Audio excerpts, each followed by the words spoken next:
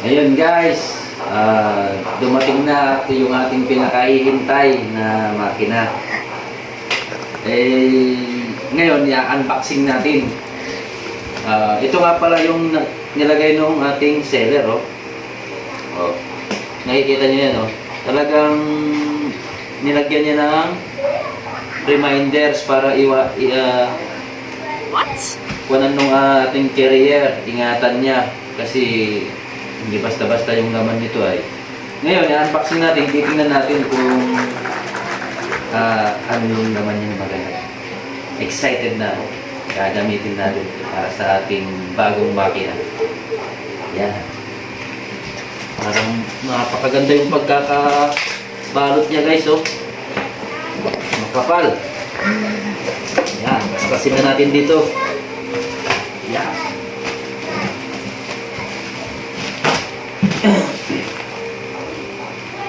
Oh, napurol pa yung aking gunting guys. Ayan, oh. Yan. Oh.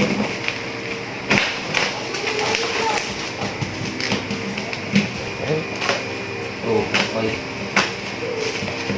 Talagang dinoble niya ng balot. Plastic. Wrap. Yan. Yan, nakikita na, oh. Guys, ProQuip CS Power. Yan. Guys, ito.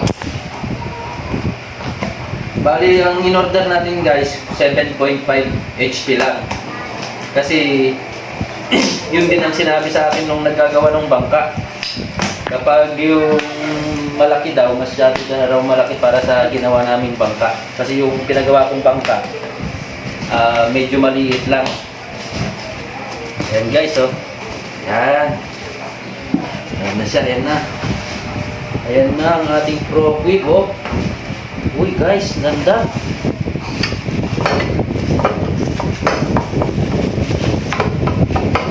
Andito na yung kanyang Ritambutso.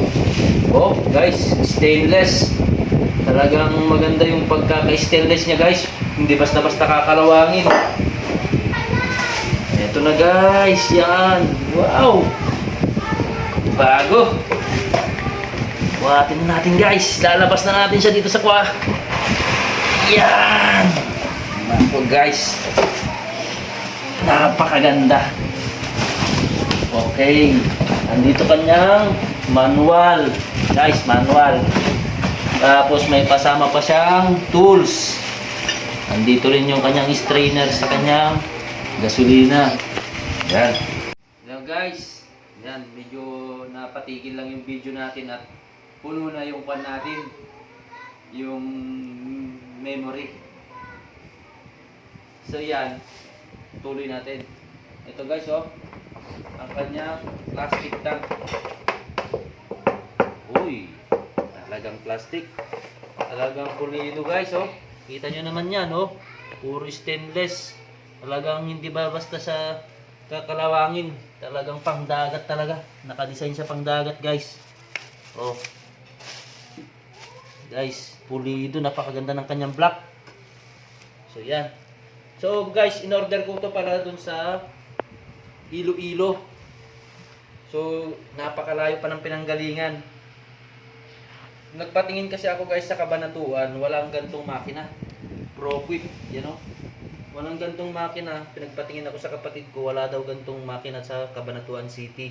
Ngayon, nagpatingin din ako dun sa Manila, kaso ang problema naman doon, maraming makina, kaso yung pagpapadala. Ito guys, andito na ngayon.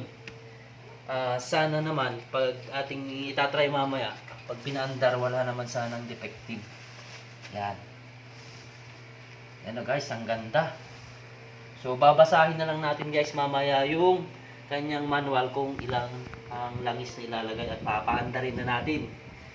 Yan guys, napakaganda. Salamat sa seller. Shout out pala sa ating delivery na GNT kay Ma'am Rachel. Ano pangalan na pala?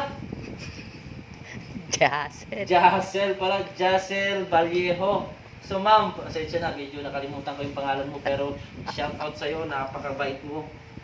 Dineliver mo kaagad yung aming order na makina. So, in-order ko to nung 8, tapos dumating ng 13 kahapon. Ang bilis, kaya lang hindi ko na-open kahagad kahapon kasi sa biyahe kami, galing kami ng Cabanatuan guys. So yun guys, mamaya na lang yung paandar niya kung tetestingin natin kung maganda yung kanyang handa. Guys. Ha?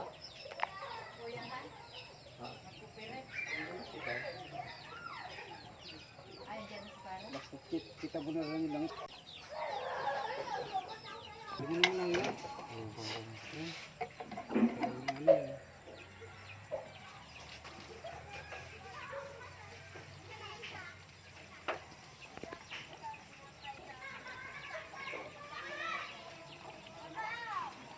Ligay ko na po kaya lahat ito.